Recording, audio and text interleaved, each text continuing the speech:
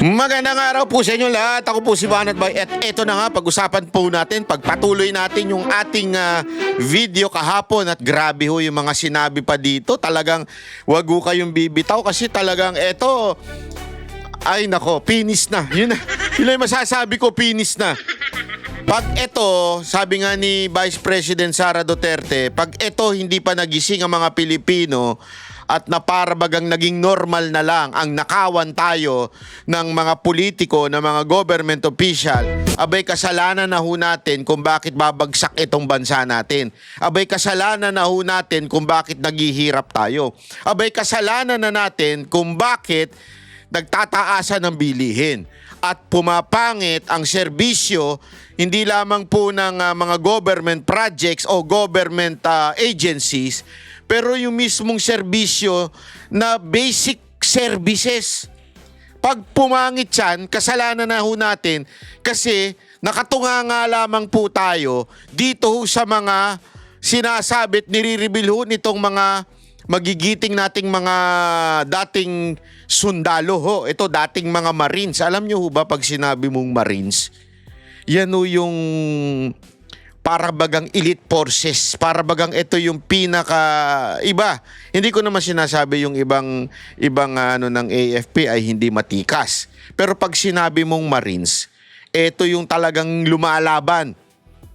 Ito yung talagang hindi umuurong sa labanan. Sabi ko nga dito may kausap ako kaganina lang. Alam mo, kwentuhan namin ito tungkol dito. Alam mo, pag ito, hindi pa po nagising ang mga Pilipino, merong magigising. Sigurado ako.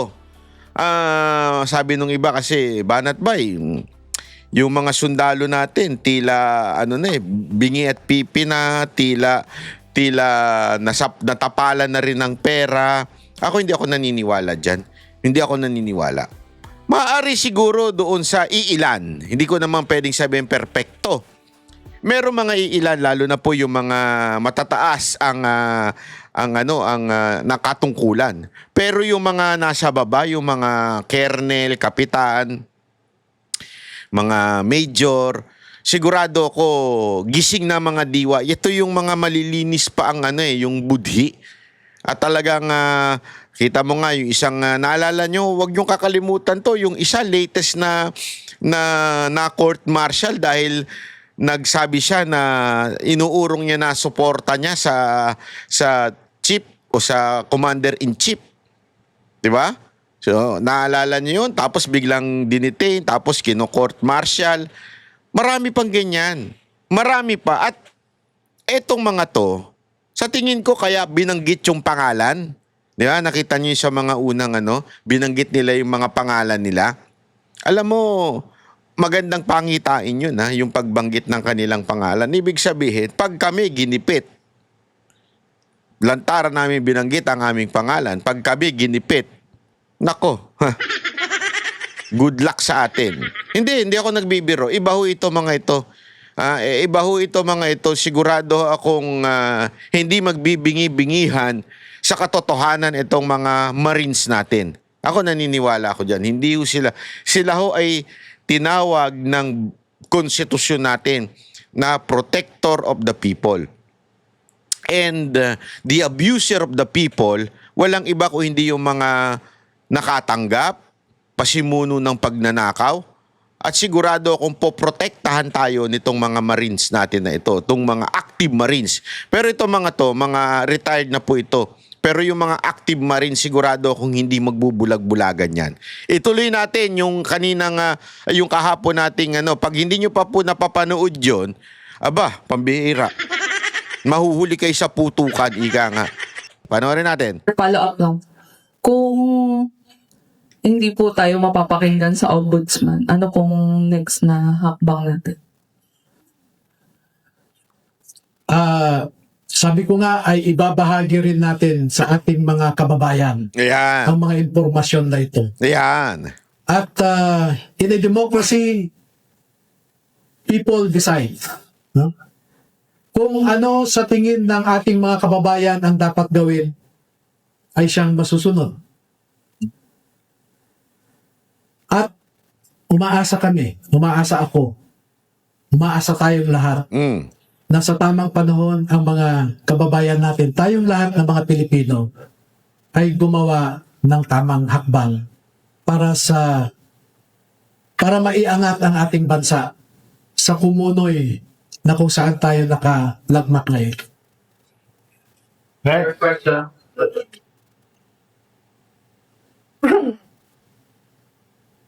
Yan talagang kumunoy. Kumunoy na ho nangyayari sa atin. Alam mo kung bakit kumunoy? Di ba naalala, ewan ko, nung nauso ito nung 80s, 90s, asensya na sa mga patay pa nun. Mga patay. Yung mga hindi pa buhay. Di anong tawag mo doon? Patay. Sa mga hindi pa buhay nung panahon na yun. Alam mo, usong-uso sa pelikula yung kumunoy. Yung pagka umapak ka, tapos the more na gumalaw ka, the more ka lulubog. Parang gano'n na nangyayari sa Pilipinas yung kumunoy. Bakit? The more na nag-e-effort silang salbahin yung kanilang korupsyon, itong mga government official natin, lalo silang palubog ng palubog. Nagsimula yan, di ba, yung sa in-announce sa SONA na 5,500 flood control. Ano nangyari? Kinabukasan, bumaha. Next SONA, sinabi naman, mahiya kayo. Kanino, ano nangyari? Yun yung mga yan yung inililigtas na ni Marcos yung sarili niya . Di ba? Para bagang lumubog siya sa kumunoy kasi sinabi niya may 5,500 na flood control, yung pala wala. Tapos, inililigtas niya yung sarili niya, lalo siya lumubog at sinabi niya, mahiya naman kayo. Ano nangyari? Bumalentong sa kanya. Naglabas siya ng nagkautusan na i-create yung ICI. Naalala niyo? Ano nangyari? Mas lalo pa siya lumubog. Bakit? Nalaman natin na hindi pala seryoso. Bakit? Kita mo yung mga nag-resign doon. Sinabi nila wala namang budget, kalokohan na yan, wala nang kwenta yan. Lalo pa lumubog. Kaya nga kumunoy . Habang sila ay sinasalba nila yung sarili nila, galaw sila ng galaw para masalba yung sarili nila, lalo sila lumulubog. Kaya malupit ito mga kababayan. Dwayne Diesel from Russia Today, RT International. You mentioned about ICC. I'd like to know if this document po, which will you send to the Ombudsman, kasama ba dyan yung ICC complaint? And can you expound more about your expose about the ICC po? Yes. Thank you. We will prove that the conduct of the ICC investigators in the Philippines is unprecedented because they were dined and wined by people who are publicly known to be opponents of the people hosting them. Second, to prove that what the United States Department said, that ICC is a very corrupt institution, is being proven by this personal knowledge included in their affidavit. Maraming mga bagay-bagay pa na sa ngayon ay hindi namin maibahagi muna sa publiko. Pero sa tamang panahon, tamang forum, ay magbibigay pa kami ng karagdagang ebidensya na hihigit pa dito. Ito, we want to tease. This is a teaser for our government agencies. This is a teaser for ICC to look deeper into our allegations, and we are prepared to provide the answers for their questions. Yan. Sir, good morning. Almar Forzuelo sa SMNA po, sir. Nabanggit nyo kanina na hindi uusad yung reklamo ninyo dito sa Ombudsman nga at umaasa kayo na sa next administration na bibigyan ng pansin yung mga reklamo. Ang sinabi ni Vice President Sara Duterte na kung sakasakaling I have to cut you. Wala akong sinabi na wala tayong pag-asa sa ombudsman ngayon. What I said was, humahawak ako sa manipis na pag-asa na gagawin ng ombudsman ang kanyang trabaho. At kung hindi naman, ay umaasa tayo na kung sino man ang susunod na administrasyon ay tingnan ito. Buti pa si Sir, ano? Buti pa si Sir, merong paghawak sa ombudsman kahit pa paano. Pero Sir, sorry to say, the mere fact that they bended the law in putting the new ombudsman, it's prudent to say that we do not have any hope sa ating ombudsman. That is for sure. Because from the very beginning, di ba? From the very beginning, the basic foundation of ombudsman, hindi ho nila sinunod. Di ba? They did not follow or they did bend the law. So, paano mo masasabi, Sir, na may pag-asa pa? Maybe ako, itong tingin ko, maybe I think this is a legal move. Kasi, alam mo, sa batas, bago ka pumunta sa CA o dun sa Court of Appeals, pupunta ka muna sa RTC. Pero kung nasa RTC ka, kung ang inaakusahan mo ay public official, abay, dapat sa ombudsman ka muna. So, I think, for me, I think ang talagang purpose ni Sir is to follow the due process of law. Para hindi naman siyang maakusahan na propagandista lamang. Kasi kung ikaw ay isang propagandista at dinala mo lang basta-basta sa kalsada, baka mahaluan ka pa ng politika. Baka isipin pa ng tao, namumulitika lang ito kaya ganire. Diba? Maaring ganun. Pero dahil nga po sa tingin ko, si Sir, itong si attorney, ay malamang sa malamang, is following the due process.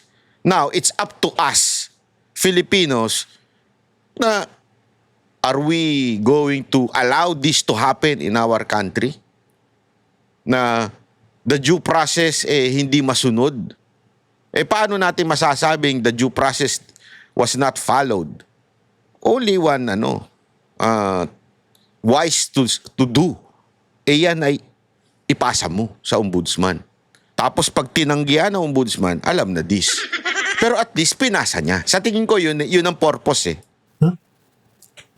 Itong mga alegasyon na ito. Binanggit ni VP Sara na sakasakaling manalo yung kanyang katandem, ang magiging mandato ng kanyang Vice President ay hahabulin yung mga mastermind sa pagnanakaw nga sa Kabanaba. Anong masasabi mo dito, sir? Kami po naman, regardless of administration, now or the future administration, we are ready to cooperate. Kaya kami magsusumite sa ombudsman because the first action that I'm expecting from the ombudsman is to invite us and ask questions about their affidavit and more. Open kami na makipag-cooperate sa administrasyon na yon. Dito lang po, may iba lang. Pero dito medyo sabit siya dito . Willing to cooperate with the administration ngayon. Presidente nga mismo kasali . Paano ka magko-cooperate with the itong ating presidente, 'di ba? Itong administrasyon na to, kung yun namumuno mismo kasali. Medyo dito sa part na to, medyo nalito ako dun, Sir . Attorney, ano po yung here po, Attorney Eden Santos from Net25 ulit. Ano po yung main objective ninyo sa paglantad ng ating mga sundalo at paghahayag ng kanilang nalalaman dito sa maanomaliyang flood control mess at iba pang korupsyon? Hanggang saan po kayo hahantong? Gaano po yung tapang na ninyong lahat? Alam naman natin yung mga critics ng gobyerno ay pinatatahimik po, ilang congressman yung nasampahan ng kaso sa ethics, nasuspinde. May congressman na pinapalabas ng bansa dahil sa pagsasalita ng katotohanan. Kayo po, hanggang saan yung tapang at tibay ng ating mga sundalo para labanan ang korupsyon at mailabas po yung katotohanan? Now, as before, our intention is clear. We want to break the sense of impunity among our officials na tinatrato nilang personal account nila ang kaban ng bayan. Gusto nating basagin yung impunity na yan. Isipin mo, hindi sila takot. No? Isipin mo yung mag-release ka ng pera para nakawin lang. That's why, in their affidavit, we want also former DBM Secretary Amena Pangandaman to account Yon.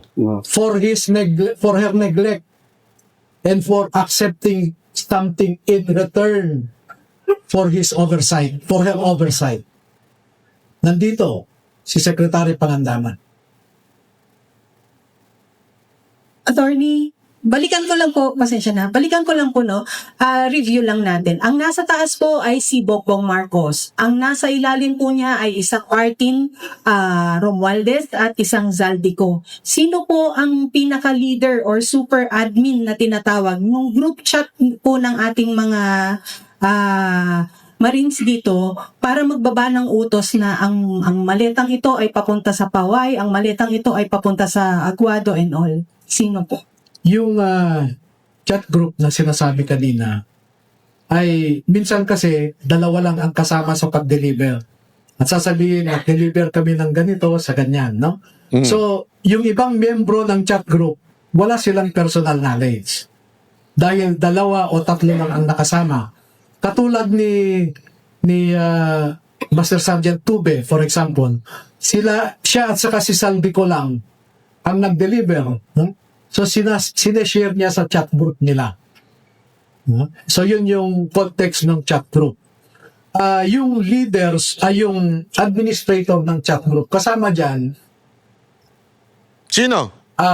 yung meron kasing 5 na trusted executive assistants ni Saldico.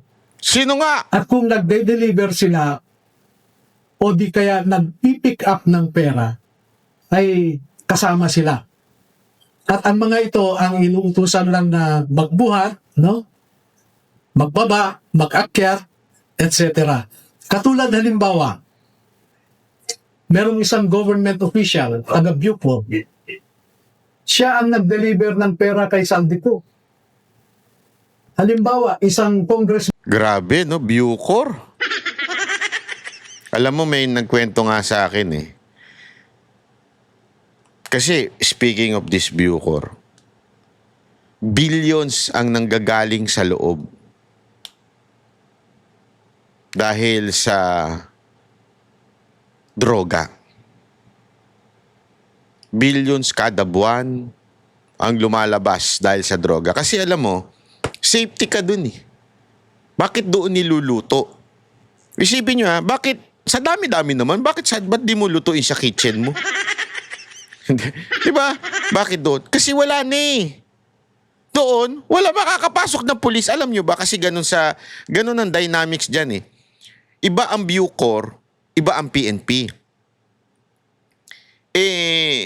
Naalala nyo yung panahon ni Bantag? Iba talaga doon. Kaya nga sinabi ko sa inyo, ganito katindi ang kalakaran dyan. Kiwento sa akin ito. Very reliable person. Very, very reliable person. Kaya talaga, nadamay lang yung pinatay na vlogger. Nadamay lang yun. Tapos, gusto lang nilang matanggal si Bucor Bantag. 'Di ba? Gusto lang siyang madamay. Gusto lang mahanapan ng butas para kasuhan, para ipakulong, para matanggal doon. At ganoon ang ginawa kay Bantag. Kasi nga, si Bantag, straight. Duterte yan. Hindi nakukurap. Straight yan eh. Dahil nga, nawala. Anong takdang po? Ba't bigla ako nawala doon? Hayop yun ah. Hoy, mag-resume ka nga, animal ka. Ayan, yan. Yawn. So, dahil nga po doon, yun ang ginamit para matanggal si Bantag, para mas mailabas nila ng malaya yung pera. Kaya nung napanood ko ito, yung nasinabi, mantakin mo ha, sabi di umano, allegedly, ang sinasabi ni attorney, mula sa Bucor may pera. Idinili-deliver kay Zaldico. So, it's not the other way around na si Zaldico magbibigay sa Bucor. Hindi. Yung Bucor ang may pera. Kumukuha sila ng pera sa loob. Tapos binibigay kay Zaldi, di umano, according sa abogado nato. At si Zaldico, ibinibigay niya ngayon dun sa mga tulad ng presidente. Kita mo, sabi ko, putang ina, ano nangyari sa bansa namin? Di ba? Presidente tumatanggap mula sa loob. Anak ng weteng. Sino pa? Speaker? Sino pa? Mga congressman? Tumatanggap mula sa loob. Putang ina, lala nito, Brad.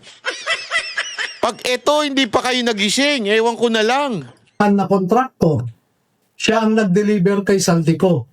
So sila, inaabangan yung delivery, then ina-account yung pera sa Valle Verde, dinadala sa Horizon. Yung sa Bucor naman, parang 8 maleta ba yun? 8 maleta ang dineliver kay Zaldico. Hindi ko alam kung saan nanggaling yung binigay ng taga Bucor na yan. Grabe, no? 8 maleta. Galing sa Bucor. Binigay kay Zaldico at si Zaldico pinamahagi niya sa mga congressman at sa presidente. Gago! Ano sa tingin nyo? Saan galing yun? Sa tingin nyo galing yun sa pagbebenta ng bag, pagbebenta ng pamaypay? Hindi. Drug money yun, ladies and gentlemen. Drug money yun. Yun lang naman ang kumikita dun eh. Alam naman yung pagbebenta ng ice candy, ice buko. Katarantaduhan, di ba? Sorry. So, all those times po na bit-bit or binubuhat or ginugulong ninyo yung mga maletang yan, alam po ba nila na pera na po talaga ang laman? Alam niyo po na pera ang laman. O yung mga ex ba rin, no? Alam namin. Kasi papatayin ka dyan pagka nagnakaw ka eh. Ito po, no? Halimbawa nito, makikita nyo yung portion na ito, clean-up ko lang. Tuhod yan ng isa sa kanila. Tuhod niya. Nakuhanan nung nagpicture, no?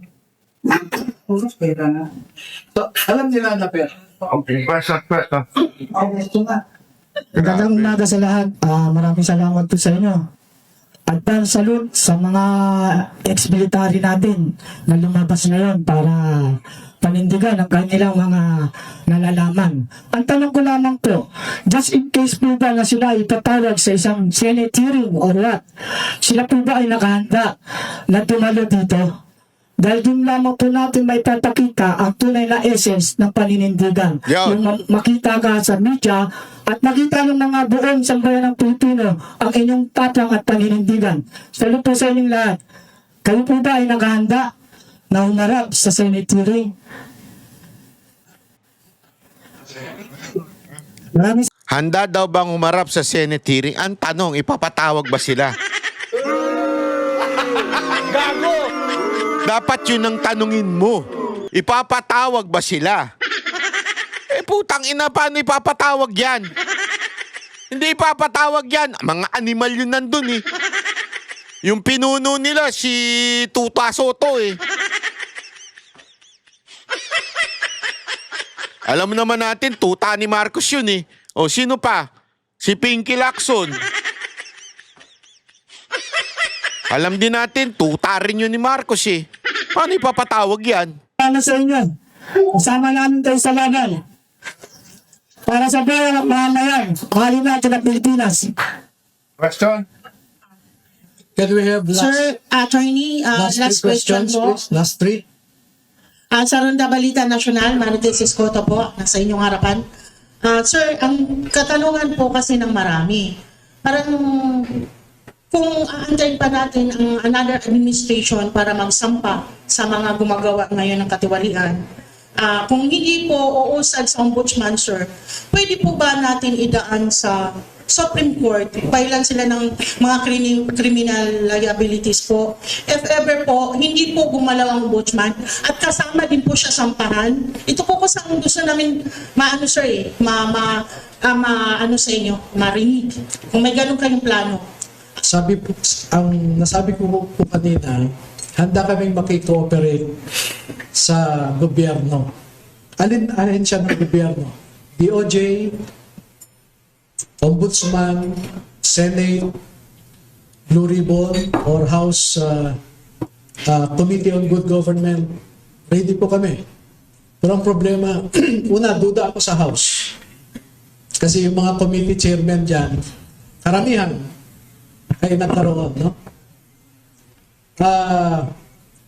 Alam niyo po ba na every Quadcom hearing ay may dinedeliver sa Kongreso na pera? Nako po, every Quadcom hearing, may mga perang idinideliver sa mga congressman. Gago! Kaya pala non-stop sila, di ba? Eto ha, ladies and gentlemen, sinasabi kasi nung iba wala daw ebidensya. No. Being a witness is an evidence. Collaborate, statement, marami sila. They collaborated to each other. They, ano sila, sinasang-ayunan nilang isa't isa. At sinasabi nila, oo, totoo to. Magduda tayo kung isa lang. Pero kung marami sila nagsasabi, dahil nakita mismo nila, sila mismo ang nag-deliver, aba, that is enough evidence.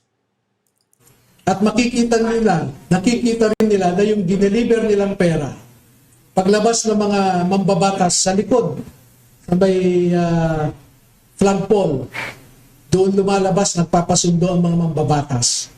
Bit-bit na nila yung mga dala ng mga ito na Grabe, no? paper bags. Ang isang paper bag, 5 to 10 million. At napakaraming beses ang hearings. No? Marami pa hong iba. Kaya sabi ko, handa naman kaming makikooperate. Ang gusto ko lang sanang i-request sa gobyerno, huwag naman nilang ipitin ang mga ito. Asa Huwag pa? nilang gawin yung harassment. Sir, saan mo nakukuha yung hope mo na yan? Sorry ha, pasensya ka na sir ha, pero saan mo nakukuha yung hope mo na ganyan? Talagang may hope ka pa? Katulad ng ginawa nila kay Sergeant Gutesa. Dahil hindi kami papayag na tatratuhin nila kami ng ganon. Alam ko, maraming nagpapagamit na nasa security forces. Maraming nagpapagamit. Pero isipin nila yung esprit de corps. Kung galing sila sa PMA, tandaan nila yung honor, integrity, courage. Kung sa Philippine Marines nila, tandaan nila yung kabayanihan, parangalan, at katungkulan. Sa mga pulis, tandaan nila yung motto nila, to serve and protect. Sa Armed Forces of the Philippines, tandaan nila, ang constitutional obligation nila is to protect and serve the state and the people. Yun. Hindi naman sinabi ng Constitution in 4 instances. Ang sabi, the Armed Forces of the Philippines is the protector of the people and the state. Hindi niya sinabi ito na government or the administration. Maliwanag doon. Ang state kasi is comprised of 4 elements, no? People, government, territory, sovereignty. Bakit sa 4 na beses, 4 na paulit-ulit ang sinabi doon, the armed forces is the protector of the people and the state. Bakit hindi niya sinabing government and the state or sovereignty and the state? Hindi eh. Attorney, pahabol lang po. Yun talagang ideal.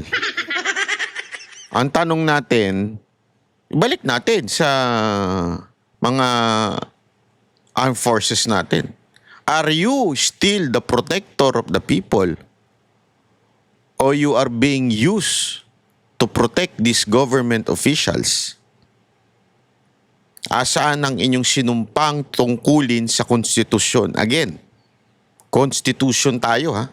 Batas tayo, lawful. Asaan ang inyong sinumpaang paninindigan sa ating konstitusyon? O baka naman nanumpa na kayo sa mga opisyal ninyo o kaya sa mga government official.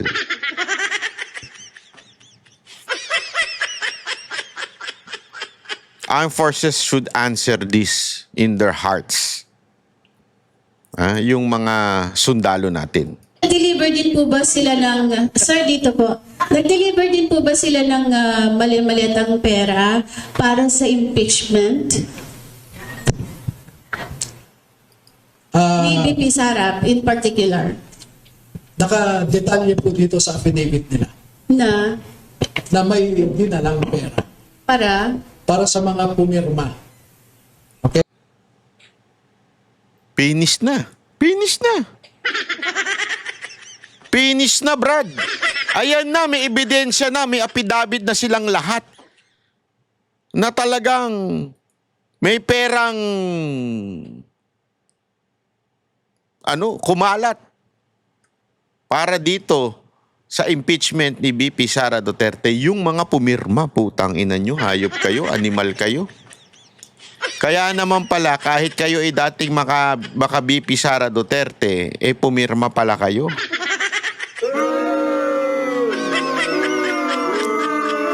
Sabi nga lintik lang walang ganti at ganti lang walang lintik. Lupit ninyo ha? Ang lupit ninyo ha? Sa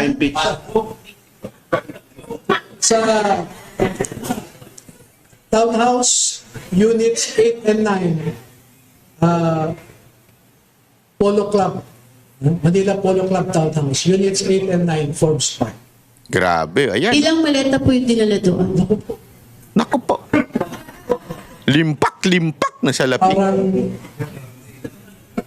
nagbalik-balikan yung tatlong vans na unang nag-deliver, bumalik pa ulit. Sabi ko nga po, yung mga tanong nyo kasi lalabas na yung iba eh. So, Bakit kasi hindi mo pa ilabas? Ako, sorry ha, pasensya na ho ha, wag ho kayo magagalit, Sir Attorney. Yan yung mga question ko na bakit inuunti-unti lagi? Kay Saldi ko, inunti-unti. Tas,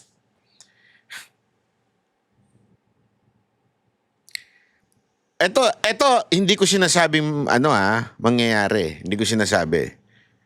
Pero kasi, baka mamaya pag-isipan kayo ng masama, na parang yung kay Zaldi ko, patitikimin ko muna kayo ng something as my bargaining chips or chip. Di ba? Ano ibig sabihin ko? Sige, bibitaw ako ng pitik ngayon. Pag hindi nyo ako inareglo, whether money or sabihin na nating favor, hindi ko alam ha. Yun tuloy iisipin ng tao eh.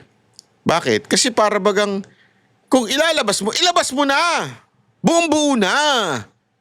Huwag nang patsi-patsi. Pero so far, may mga nilabas naman na siya mga pangalan. Pero yun lang ang aking suggestion. Kasi baka isipin pa ng tao, bakit kaya dinadrama pa nila na paunti-unti, ginagawa pang series-series? Dapat sana doon sa mga magsasalita, sabihin na natin ng buo. Huwag na tayong ipatsi-patsi. Baka isipin nila, namemera lang tayo. Kasi pwedeng ganun ang isipin ng iba eh. Namemera lang yung mga ganyan, inaantay nila na i-negotiate sila, or maybe they are asking for favors. Yan ang iisipin ng iba. Ako, hindi ako nagdududa kay attorney. Kilala ito si attorney na talagang anti-corruption. Pero hindi mo kasi maaalis sa isip ng ibang mga mamayang Pilipino eh. Tinanong ko na ito eh. Itong speech na ito, tinanong ko na ito sa mga nasa karsada. At sang sabi nila,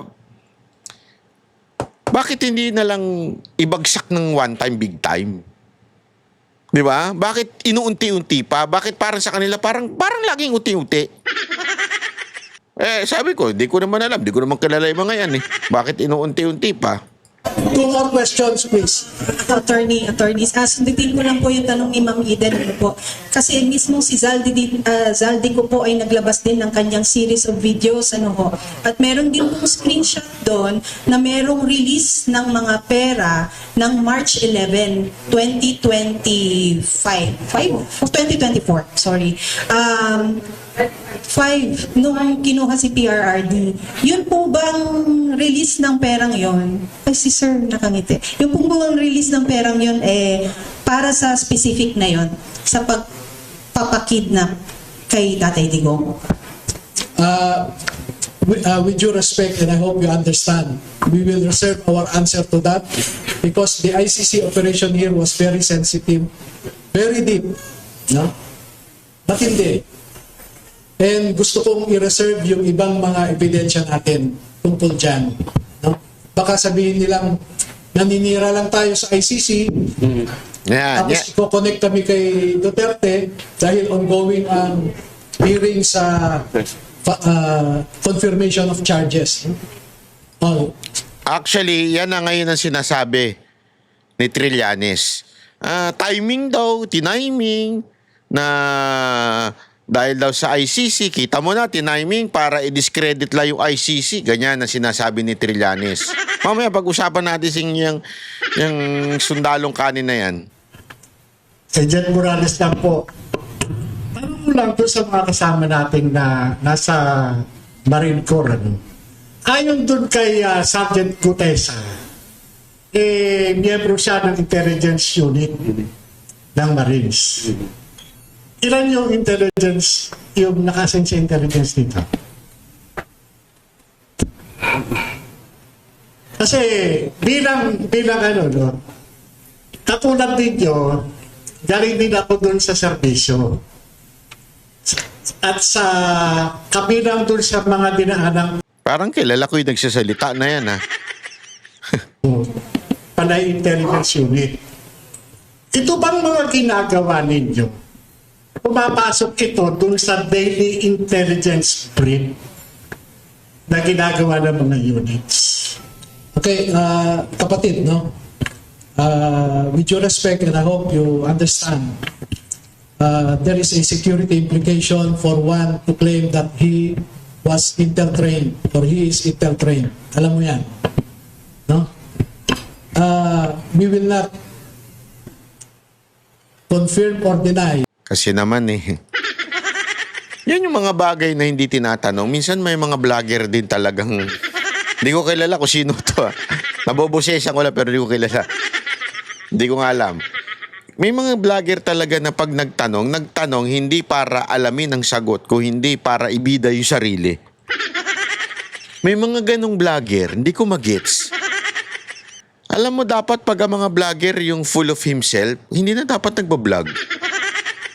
Totoo lang. Gago! Hate na hate ko yan sa mga vlogger na full of himself.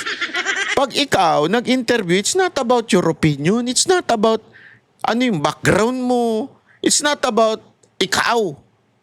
Diba? Wag mo na ipagmalaki yung sarili mo na ganito alam ko. Okay, kaya nga ganyan ba yan? Tangin na gusto mo lang ipagyabang ko ano yung meron ka Diba? O saan ka dumaan? Wag mo na ipagyabang yun. Sabi mo, tanong mo na lang yung gusto mong tanong. Diba? Ayan tuloy, medyo natabla ka dyan. Whether any or all of them underwent intelligence training. Pwede mo ba sabihin kasi yun? Intelligence nga ang taong nagsasabi na nasa intelligence siya ay hindi siya intelligent.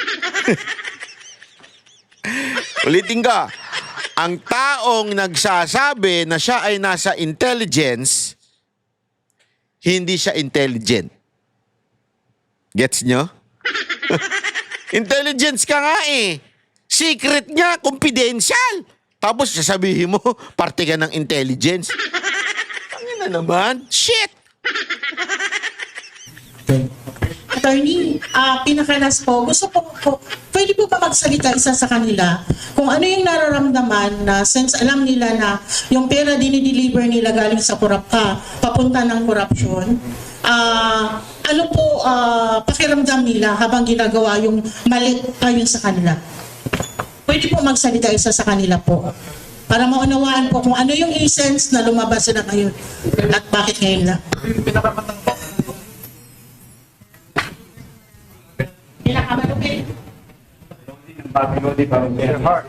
Hello. Good morning po. Ako po si Johnny Buduan. Ganito pa kasi ang nangyari sa yung mga since nung kami ay nasign kay Boss Saldi and family.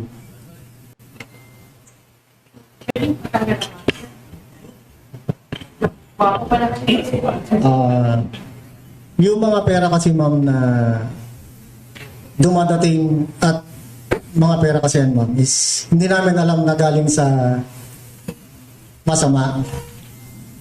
Although kami ay isang empleyado lamang ni Boss Saldi and family. Kaya nung lumabas po yung issue ng flood control na yan, doon namin po napagtanto na yung mga mali-malitang pera na yan namin dinideliver sa mga iba't ibang nakaupo sa ating mga gobyerno ay galing po pala sa nakaw. Yun.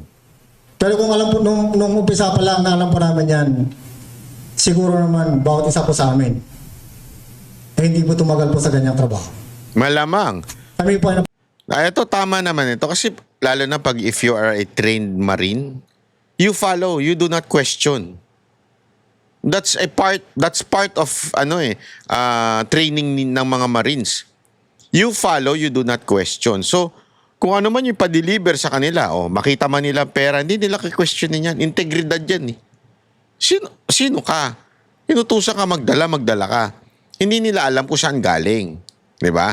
Siyempre, inutusay ng boss mo, gagawin mo. Ngayon, ang tanong, ngayon sinasabi nito, na sandali, nung nakita na namin pumutok na yung issue, pati yung issue ng flood control, na malamang nung nadawit na si Zaldico, napagtanto nila, shit, ito na yun. Kaya pala madami. utusan lamang yan sa mga ganyan naming trabaho. Kasi parte pang trabaho namin yan. Pakiramdam po namin ma'am ngayon na talagang napakasama. Bilang isang ama para sa aking mga anak na napapunod ako ngayon. Talagang napakatindi na po ang korupsyon dito sa ating bansa. Yun. Kaya pakiusap po, sana maintindihan nyo kami sa aming layunin para maibsan na po o matapos na po itong korupsyon na ginagawa ng ating gobyerno. Maraming salamat po. Nasa kamay talaga natin, mga kababayan. Ako po, sana ako na po pinakala. Sorry po. Sana rin, isa rin po sa kanila or ilan sa kanila ang makasagot din po sana.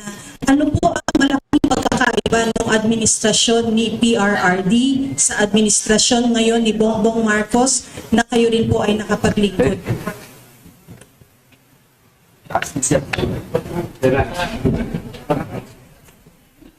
Malaki po ang diferensya. Nung si PRD po ang nakaupo. Nung si PRD ang nakaupo bilang presidente ng Pilipinas, makikita po natin na yung mga anak natin ay free silang dumaan sa kalsada kahit ginagabi sila. Wala pong nangyayaring masama. Pero ngayon, napakatindi. Ultimo bata, nire-rape ng mga animal na mga punyeta, mga rapist na yan. Yun ako. Mga adik. Lumantad na lahat ng mga adik. Wala na Napunyeta pa kayo. Punyeta! Mga adik. po si PBBM. Wala po. Nakita po ba ang nangyari sa dating administration ng PBBM? Wala po.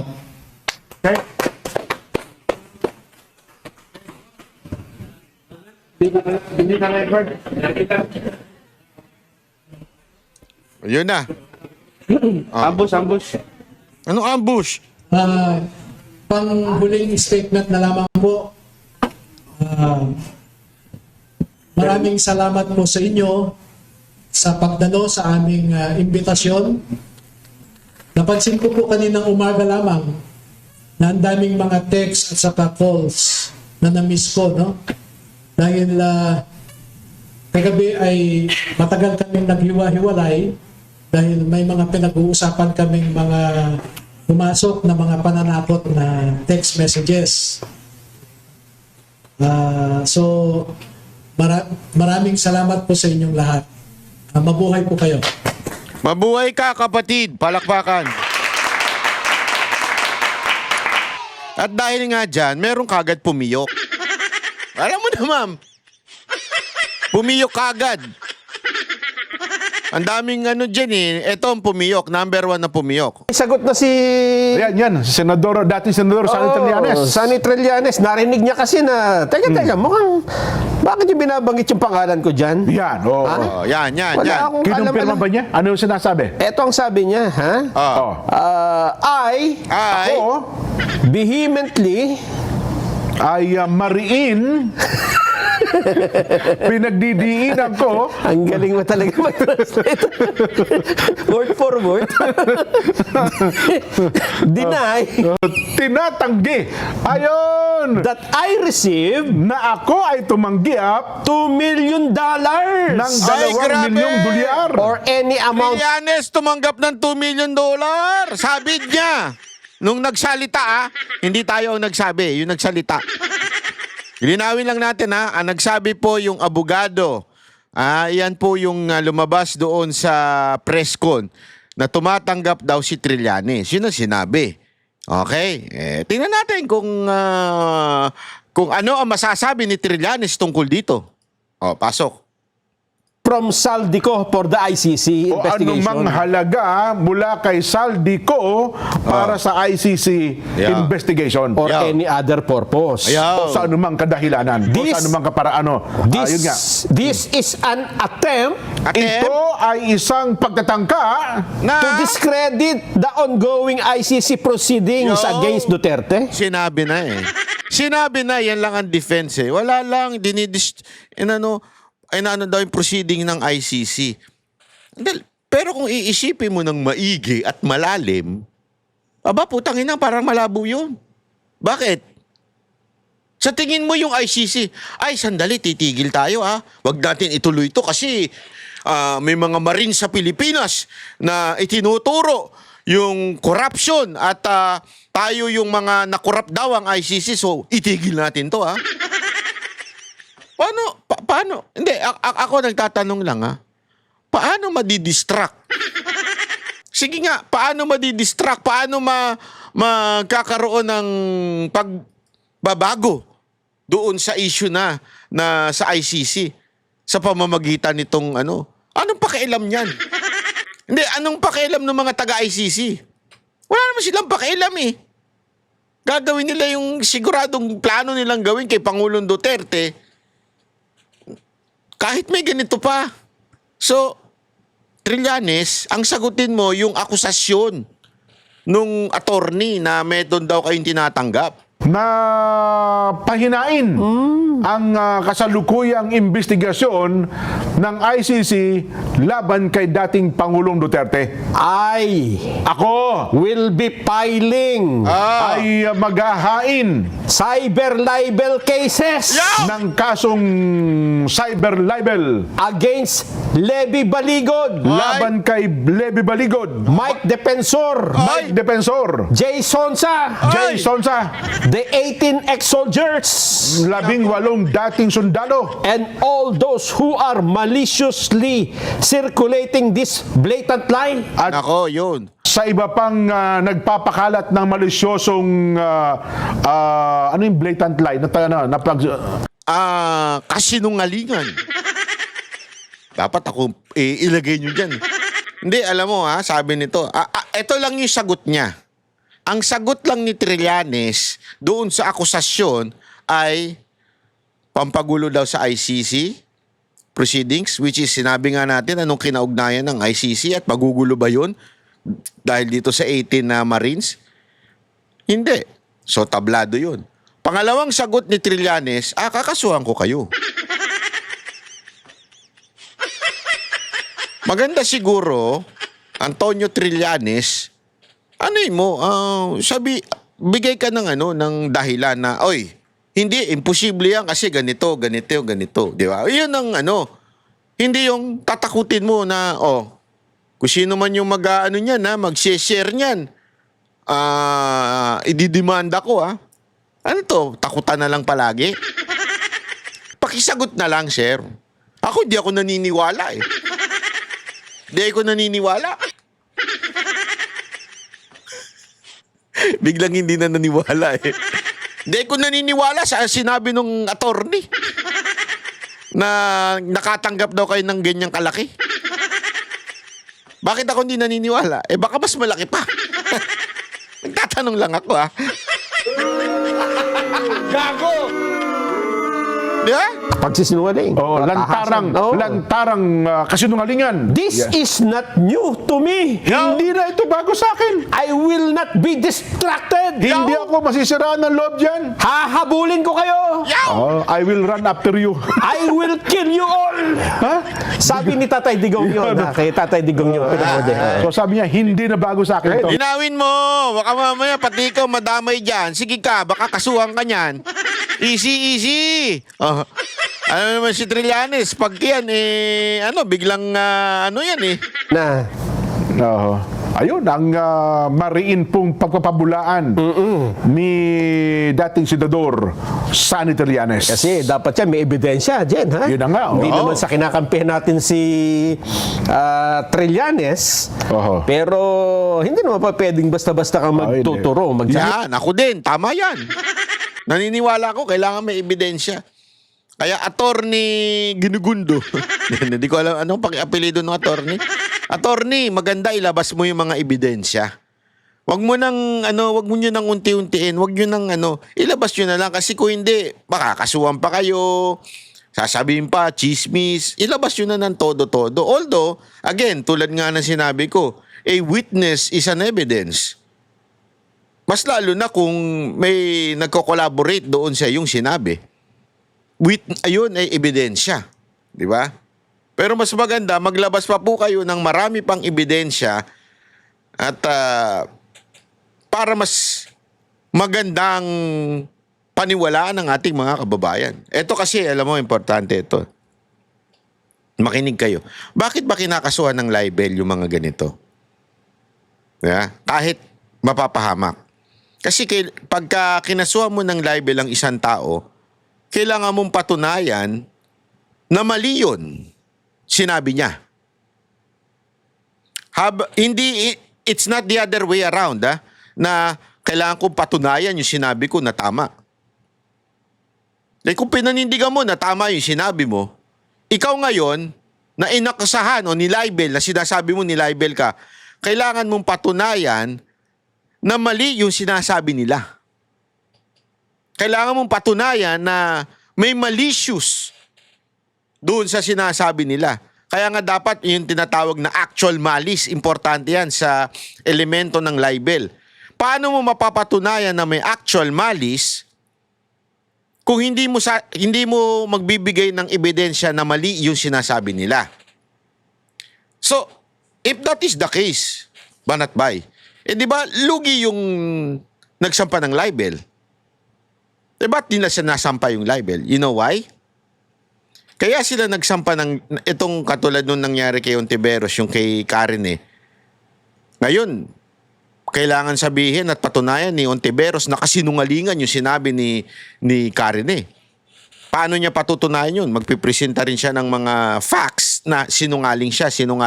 Alam niyo sinungaling siya, itinuloy niya pa rin yung akusasyon. Bakit niya kinasuhan kung malulugi pala yung si Ontiveros o di kaya sa pagkakataon nito si Trillanes? Alam niyo kung bakit? Para magkaroon ng court hearings na, sabi magkaroon na ng court proceedings. Ano ibig sabihin nun? Hindi na i-discuss in public.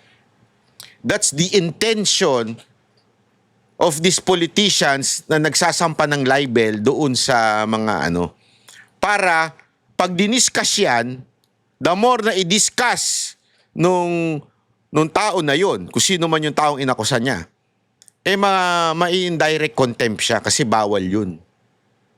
Yung i-discuss mo yung nangyayari sa loob ng korte o yung ebidensya mo na ipipresenta, bawal i-discuss yun. So, sa madaling salita, ang pagsampa ng libel, sometimes, I'm not saying ganun ang ginawa ni Ontiveros or ganun ang motibo ni Ontiveros o di kaya ganun ang motibo at ginawa ni Trillanes. But sometimes, these politicians ginagawa ang libel case para hindi na pag-usapan. Lalo na pag umabot na sa korte.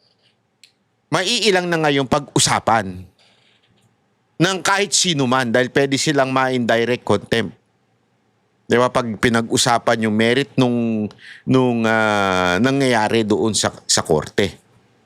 So, in other words, makakalusot minsan na pag-usapan kasi kung wala ka naman doon sa loob ng court, hindi mo naman alam talaga yung nangyari, pag-uusapan mo lang, i-discuss mo lang, makakalusot ka. Pero dahil nga wala ng info na lumalabas doon sa talagang tunay, doon sa source na nagsabi ng akusasyon na yon, therefore, wala ka ng source. So, hindi mo na ngayon madidiscuss. Marami tuloy ngayon, mababawasan ng information na kumalat. Yun sometimes ang ginagawang, o yun minsan ang dahilan ng mga politiko sa pagsasampa ng libel case. Yung magparatang, sabi natin, madali yan. Madaling gawin yan. Pero yung para patunayan mong yung pinaparata, may iba pong usapin yan. Kasi dito, kwento lang hindi mo Kahit pa kayo ay 50. Hindi lang 18, 50 kayo. Pero puro kwento at wala hong kadahilan. Walang ebidensya. Oo. Ay mananatiling kwento yan. Hindi natin papasok yan doon sa beyond reasonable doubt. Ay, sabi nga dito, Jen, umabot daw ng mahigit 800 million. Nako! Aabot ng trilyon. Nako! Ang mga na-deliver na pera. In 2 years. In 2 years. Sabi nga nila, hindi lang po bilyon, trilyones po. Nako! Ayun na nga. Ayun na, patay na. Yun na yun. Alam mo, eto para lang sa kaalaman ng mga kababayan natin, this is really something very, very exciting. Kasi nagkakaalaman na talaga nagkakaalaman na ng tunay na dahilan, tunay na mastermind. Dito lumalabas na talaga. Tinuro na talaga si Marcos. At grabe, no? Dito para sa bagang sinasabi ng abogado na mula sa bilibid, tumatanggap ng pera itong mga congressman at si Marcos. Kasi yung pera gagaling sa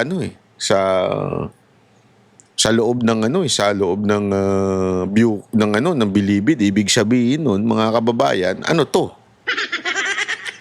Your guess is good as mine. Sabi nga. Ang lupit talaga na nangyayari sa bayan natin.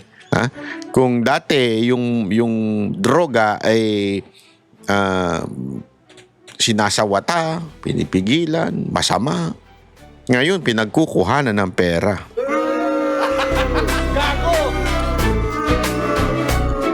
Alam nyo mga kababayan, kaya susundan natin ito. Susundan natin itong mga issue na to. Dahil hindi na ito tama. Susundan natin ito. At ito ay talagang kailangan tutukan ng taong bayan. Kasi pagka ganyan ng siste, naku po, pambahirang buhay oo. Sabi nga ng Bangko Sentral, naku, hirap na tayo talaga. Mukhang it's beyond our control. Yung issue pagdating sa pera ng ating bansa, ng gobyerno natin.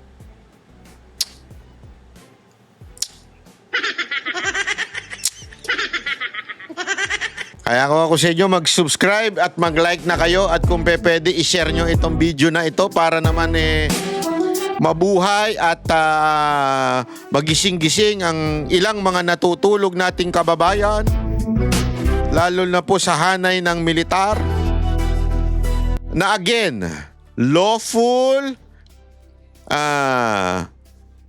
doing their job, protecting the people from these abusive politicians.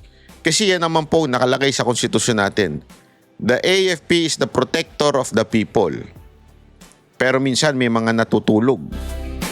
Diba? Sana magising na. At protektahan nyo ang taong bayan. Taong bayan, kasi yan po ang sabi ng konstitusyon natin. Yan ang sabi. Yun, sundin nyo lang yung trabaho ninyo. Okay na tayo. Sundin lang nyo yung trabaho ninyo. Protect the people. Diba? Tayo nga, mayroon tayong power to the people.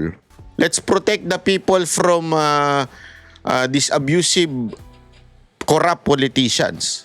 Nasa kamay nyo na po, mga sir, mga ma'am. Again, lawful ang aking panawagan.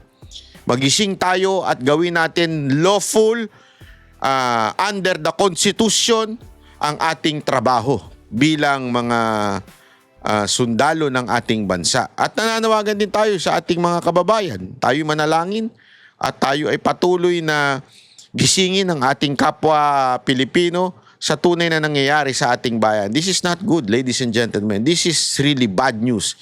Sana po magising na po ang ibang kababayan natin. Salamat po. Ako po si Banat Bay.